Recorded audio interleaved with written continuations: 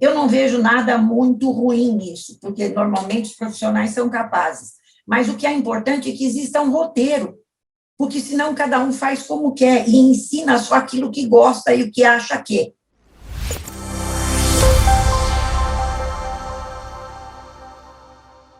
Olá, eu sou a Viviane, você está no canal da Farma Contábil no YouTube, seja bem-vindo, bem-vinda. No Descomplica Farma de hoje, a gente vai descomplicar um pouquinho a qualificação dos profissionais de farmácia. Mas antes, inscreva-se no canal, ative o sininho para receber as notificações dos próximos conteúdos que a gente publicar aqui. Para descomplicar a qualificação das farmácias, nós convidamos uma especialista no assunto, que é a consultora e mentora, especialista em varejo, Silvia Osso, uma queridíssima. Silvia, muito obrigada por participar aqui do Descomplica Farma com a gente. Olá, Vivi, obrigado pelo convite. Vamos ver se a gente consegue descomplicar, né? Silvia, a gente tem no setor, né, cargos de gerência, farmacêutico, atendente de balcão, caixa, estoquista. Eu estou aqui, né, pensando assim, ó, cada função deve ter uma forma específica de desenvolver aquela mão de obra, de qualificar aquela mão de obra. Então, o que eu quero te propor é a gente falar um pouquinho de como que a gente vai qualificar, treinar, capacitar esses principais cargos de uma drogaria. Vamos começar pelo gerente. Na sua visão, como que a gente qualifica o gerente para que ele entregue o melhor resultado? Olha, normalmente o gerente é uma função quase que de carreira. Geralmente ele começou numa função mais básica, ou como balconista, ou como subgerente, ou até como farmacêutico, e se transformou num gerente. Então, uma das capacitações básicas que ele precisa é a parte técnica de conhecer a estrutura da farmácia dele. Quais são os graus hierárquicos que tem, balconista, caixa, etc. e tal, e o que cada um faz. Porque para que ele converse mais tranquilamente com sua equipe, ele precisa ter conhecimentos técnicos sobre isso. Não tão detalhados, mas ele precisa ter. Porque nesse momento, quando ele precisa fazer alguma correção, alguma orientação, ele sabe dizer por que não está conforme e como se transformar em conforme. Então, uma parte técnica de operação e de procedimentos é muito importante. E uma outra parte, que é mais importante, é o aspecto dele trabalhar a sua conduta como líder. Nesses últimos 2 anos, mudou muito a postura do líder. E ele acaba tendo que liderar como um modelo. Se ele pede que todo mundo seja simpático, gentil e atencioso, ele tem que ser o primeiro modelo e assim por diante. Então, essa capacitação de comportamento, de atitude na liderança é tão importante quanto a parte técnica. E essas duas coisas precisam ser desenvolvidas naturalmente. As técnicas, muitas vezes, ele até acaba encontrando a capacitação via internet, via cursos que oferecem, etc. e tal. Mas a comportamental exige que ele tenha um tanto de atitude, de vontade de todo dia ser uma pessoa melhor e aprendendo com a sua equipe, com a sua postura, para que ele se melhore. Então, acho que essas duas coisas são importantes quando a gente foca em pensar no treinamento gerencial. Quando a gente fala de grande rede, né, pode ser que a grande rede consiga, por exemplo, realizar um treinamento em company, juntar todos os gerentes e promover isso, né? Fica um pouquinho, assim, não vou dizer difícil nem complicado, mas assim, numa farmácia pequena, por exemplo, né? Você tem aí, eu conheço empresário que tem 1, 2, 3 lojas, ele precisa ter 3 gerentes, né? Então, como é que ele vai qualificar esse gerente dele com essas habilidades, competências que você mencionou? Olha, existem muitas coisas que estão disponíveis até pela própria indústria para que ele possa, de repente, passar um vídeo e fazer algum comentário. Existem algumas oportunidades onde existem até alguns cursos que ele pode disponibilizar para o seu profissional fazer esse tipo de coisa. Existem algumas que são leituras que ele pode estar disponibilizando com o pessoal e fazendo o bate-papo. Você ter uma ideia, olha, eu te conheço há algum tempo, vamos voltar um pouco atrás. Alguns anos atrás, eu escrevi um livro que chama Programa Prático de Recursos Humanos para a Farmácia. Nesse livro, ele começa ensinando o que é visão, missão e valores, como é que você recruta um funcionário, como você treina um funcionário só de cada função, quanto tempo você gasta naquilo e como você faz. Então, não é que eu estou fazendo aqui uma propaganda total. Não, mas é uma dica, mas olha, essa é dica uma legal dica essa que do livro. pode facilitar o pessoal a fazer esse trabalho, porque alguns anos atrás vivemos uma crise de mão de obra, tá? E a forma como a gente conseguiu ensinar os menores a trabalhar não era contratando ninguém, porque era muito caro, e hoje está mais difícil ainda, porque às vezes até não é o presencial, a gente tem que trabalhar o online e tudo mais. Então, esse livro é quase que um manual didático da coisa, ensinando como é que a gente faz uma sequência, até desde a seleção, qual é a atribuição de cada um, tem um modelo de atribuição gerencial e assim por diante. Então, quando o proprietário ou quando o gerente tem que treinar poucas pessoas, o bate-papo é o mais interessante. É melhor, tipo, 10, 15 minutos por dia, durante uma semana, 10 dias, do que fazer aquele sermão da montanha que a pessoa não está preparada e nem quer. Ou achar um videozinho que ele gostou na internet, que vocês disponibilizam, que outros colegas disponibilizam, passar o videozinho e fazer um bate-papo. O que você acha disso? O que você acha daquilo? E ir reconduzindo, reorientando. Inclusive, assim, aqui no canal da Farmacontábil tem muito conteúdo, a gente está sempre aí buscando trazer especialistas que possam justamente ajudar nessa qualificação. Agora, Silvia, a gente vê muito, né, pelo menos eu vejo muito curso voltado para farmacêutico, né, quer dizer, o farmacêutico está sempre ali em busca, né, dessa qualificação. O que você destaca como importante no desenvolvimento da carreira, né, da mão de obra do farmacêutico dentro da drogaria? Por que tem tanto curso voltado para farmacêutico? Porque, infelizmente, no currículo da universidade não existe nada do espectro de varejo farmacêutico. Nem de gestão, né, Silvia? Farmacêutico não tem no currículo nem gestão e nem a parte comercial.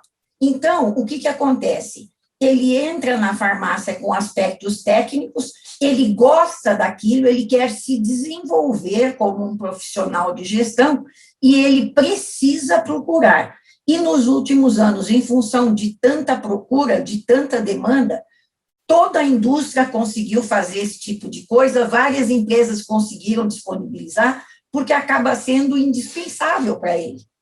Muitas vezes ele sente necessidade da parte comercial. Volta um pouquinho lá no início da pandemia, o ano passado. Ele fazia uma parte técnica extremamente competente, fazia uma parte de gestão extremamente competente, mas o que acontece? Faltava um pouco o seguinte, e agora? O aspecto de como vamos tratar este cliente que vem à farmácia apavorado com a pandemia. Aonde eu vou buscar? Então, todos escreviam para todo mundo, pedindo, pelo amor de Deus, me ajuda, o que eu faço com esse tipo de coisa? Depois entramos com a parte de vacinação, com a parte de aplicação de testes. Para tudo isso, existe um protocolo técnico, e que, apesar dele ter sido qualificado como universitário, ele não tem esses protocolos. Então, nesses últimos anos, nós fomos vendo que toda a área que está afeita ao varejo farmacêutico foi cada vez mais ajustando e ajudando com protocolos técnicos e até comportamentais o farmacêutico para essa qualificação. E até quando ele se torna, por exemplo, um gerente farmacêutico, né? Muitas vezes é aquela história, se ele é gerente farmacêutico de uma farmácia pequena, ele não sabe nem uma composição de preço, para colocar preço no shampoo, num condicionador. Ele precisou de alguma pessoa, de algum curso técnico, para que ele pudesse aprender esse tipo de coisa. Então, foi quase que indispensável. As grandes redes fizeram vários cursos e vários protocolos internos para o seu pessoal. Os associativismos criaram algumas coisas também para suprir esse tipo de coisa. E, por outro lado, vocês, e muitas vezes a Farmacontábil, e algumas associações, e a própria indústria farmacêutica tentou gerar conteúdos para que eles pudessem, a tempo e hora, consultar e poder se qualificar. Tá? É uma série de coisas que vem acontecendo e que, todo momento, nós estamos precisando criar mais uma informação. Inclusive, a procura por cursos de vacinação, né, capacitação do farmacêutico para vacinação subiu muito. E você falou uma coisa interessante, né, que é uma tendência que já vem de alguns anos, que é a função de farmacêutico gerente. E hoje, com a chegada no mercado das farmácias de modelo popular, digamos assim, né, tem algumas que tem aquele modelo de negócio bastante enxuto, a gente tem o atendente de balcão, que também é operador de caixa. Por exemplo, eu costumo ter uma farmácia na minha cidade, em que eu vou ao balcão, eu compro o medicamento e eu pago o medicamento para o próprio balconista, né? E aí eu te pergunto, nessa tendência de que você tem aí um atendente de balcão, que também é um operador de caixa, como fica a qualificação profissional desse profissional? Na prática, o que é feito, que não é tão técnico, é o seguinte: o gerente da loja ou o profissional que é gestor da loja, ele procura qual é o seu melhor funcionário. Pega um novato, bota do lado dele e diz: agora você vai ser padrinho, faz de conta da Silvia. E eu fico ali na cola dele aprendendo. E eles próprios organizam um procedimento para me treinar.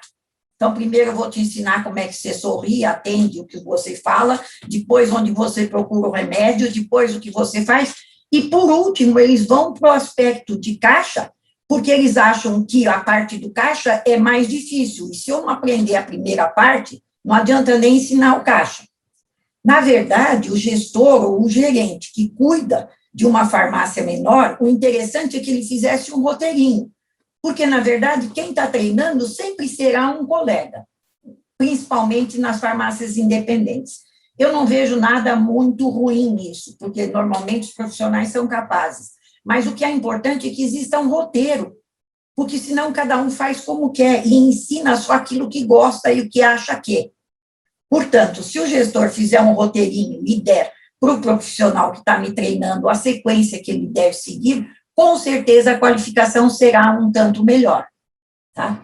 Isso é o que acontece na prática. E tem uma questão que, se eu sou uma profissional já antiga, eu posso ter alguns vícios e acabar passando esses vícios para o funcionário. Mas, Silvia, o atendente de balcão hoje, assim, que habilidades e qualidades você acha que ele precisa ter? Olha, a gente tem visto, assim, eu sempre trabalhei durante muitos anos na Drogasil e coloquei esse tipo de situação ou de protocolo funcionando, tá? Que era o seguinte: é muito melhor quando você contrata um funcionário jovem, novo, que ele não tenha vícios e que você os treine. Isso é uma verdade há mais de 40 anos na Drogasil, na Drogarra, etc. e tal, e a gente vê que existe uma formação. O garoto entra lá como repositor e um dia ele e a gente tem hoje vários supervisores de loja que fizeram um programa de formação. A mesma coisa pode ser feita para a farmácia independente.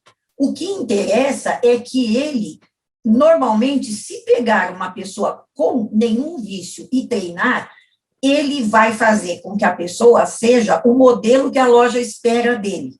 E, com certeza, terá uma qualificação muito melhor. Então, daí o cuidado de escolher o melhor balconista que eu tenho, mas que tenha menos vícios para poder orientar um novato. Porque aquele funcionário que foi selecionado no mercado e que já vem com conhecimento, ele dificilmente deixa de lado os vícios.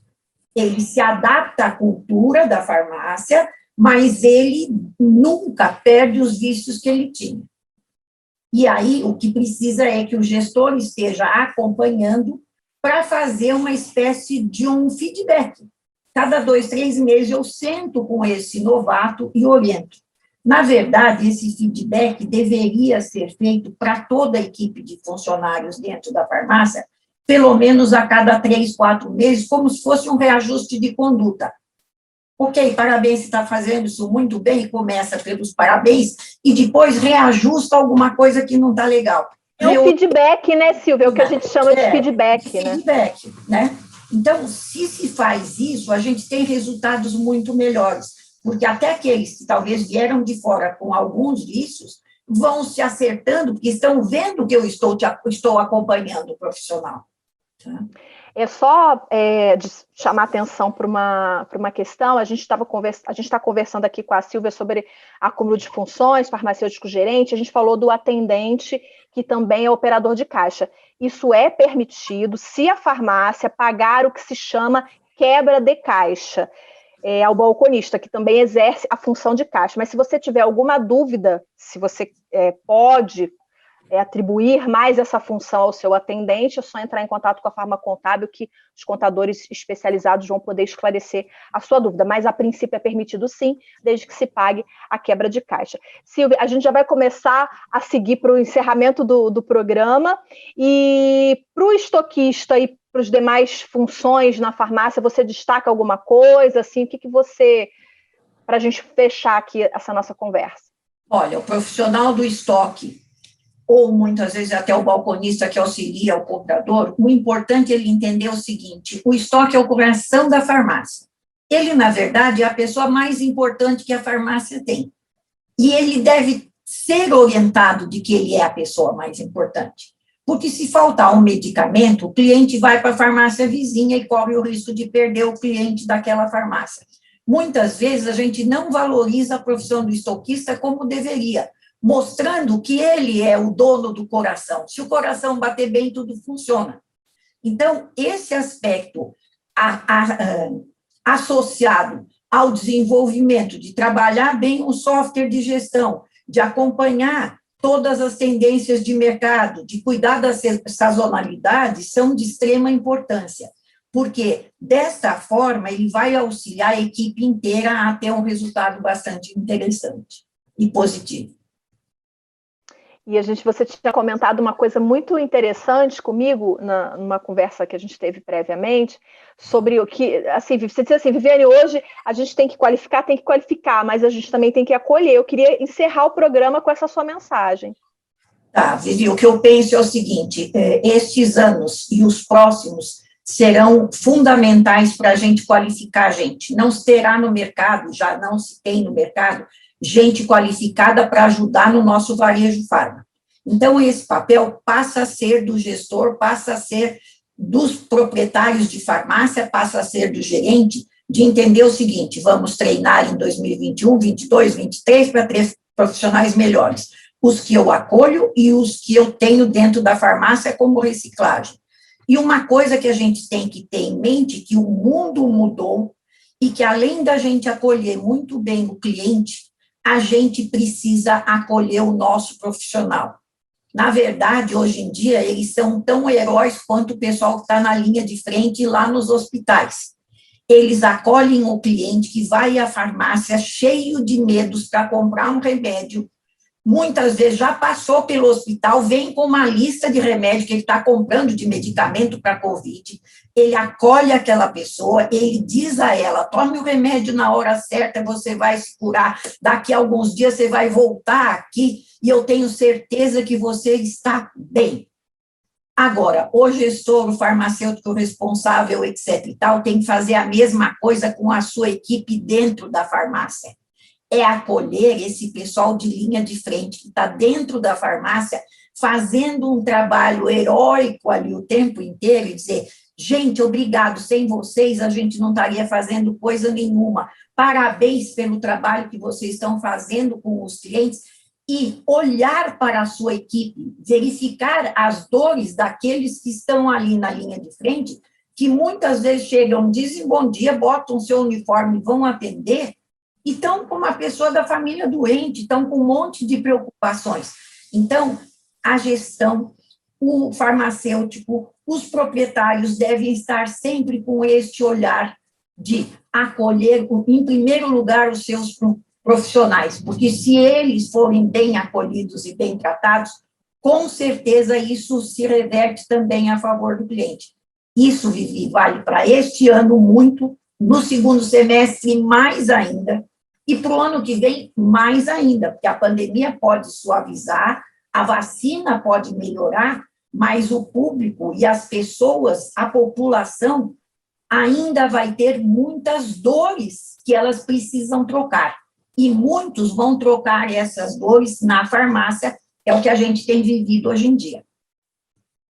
Silvia, que conteúdo maravilhoso que você compartilhou agora aqui no canal da Farma Contábil. Eu quero te agradecer demais pela sua disponibilidade, por esse recado maravilhoso sobre acolhimento que você acabou de dar. Foi um prazer conversar com você. Obrigada, Vivi. Adorei estar com você. Quando precisar, me chama. Com certeza. Espero que você tenha gostado dessa nossa conversa, desse nosso papo incrível com a Silvia Osso, consultora e mentora especialista em varejo. Deixe o seu like, comente, compartilhe esse conteúdo com a sua rede de contatos e não vá embora antes de se inscrever aqui no canal. Eu te vejo no próximo programa. Até lá.